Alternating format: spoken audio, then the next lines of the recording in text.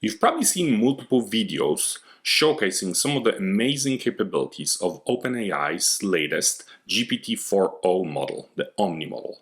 In our video, we're going to dive into how to incorporate some of those capabilities into your business application. If you're using OpenAI in a business context, chances are you're doing that via the API. So let's see how does the API work with the new GPT-4o model. Let's start with the completions API. And really the only thing that we need to do is pass the right model name in the body of the call. And the API just works. In this case, it translated a sentence into multiple languages. From business use cases standpoint, the more interesting API is the Assistance API. And this is because it allows you to run the models on top of your own data using files. So let's see how that works with GPT-4o. Just like before, let's just change the model name and see what happens. Unfortunately, this time around we're getting an error that's telling us that GPT-4o requires a newer version of the API, and there's a link to a guide, to a migration guide. Let's see where it takes us. The migration guide includes lots of interesting information about the Assistance API version 2. If you check out the What's New section, you will see that it was first published in April 2024. If you're wondering, how did I miss this? Why am I seeing this for the first time? Well, I went back and checked all the socials for OpenAI, and this version 2 was never announced on LinkedIn. It was announced on Twitter on April 23rd. There was a larger feature announcement that included things around product billing and security, and the Assistance API was buried within that.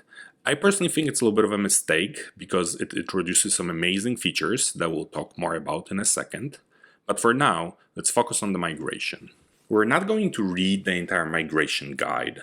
Instead, let's focus on some key takeaways.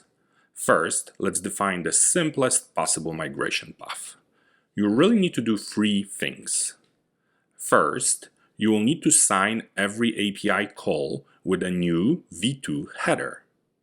Second, when initializing an assistant, you have to pass it the file search tool instead of the retrieval tool that you were passing previously. Here's an example. And then last, when adding messages, instead of adding file IDs to them, you'll be attaching the attachment object. Once you implement those three things, the new API should work for you.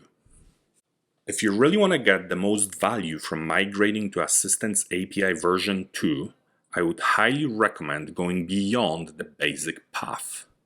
If you take a look at the blog, you will see that the new file search tool allows you to ingest up to 10,000 files per assistant, which is a 500x increase over the previous limits. Now that is only possible if you implement the new vector store object. Vector store comes with a set of APIs that allow you to create new vector stores, attach files to them, and attach vector stores to assistants. In my personal opinion, this new feature may be equally impactful as GPT-4o itself. Let's recap. Here are some things you should consider when thinking of using GPT-4o in your business application via the API. If you're primarily using the Completions API, you should be in good shape. The migration is pretty easy. If you prefer to use the Assistance API, which for many business use cases is a better option because of the file support, then you need to migrate to version 2 of the API, which includes some breaking changes. There is, however, a simple path to migration that only requires you to change a couple of API calls.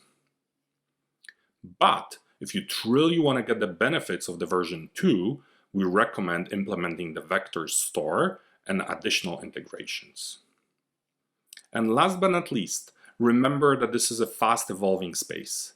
There will be future breaking changes to the API, so we recommend building a design that's flexible enough to adjust for those as they happen. You can also partner with Nefer Data, because we take care of all of this stuff for you.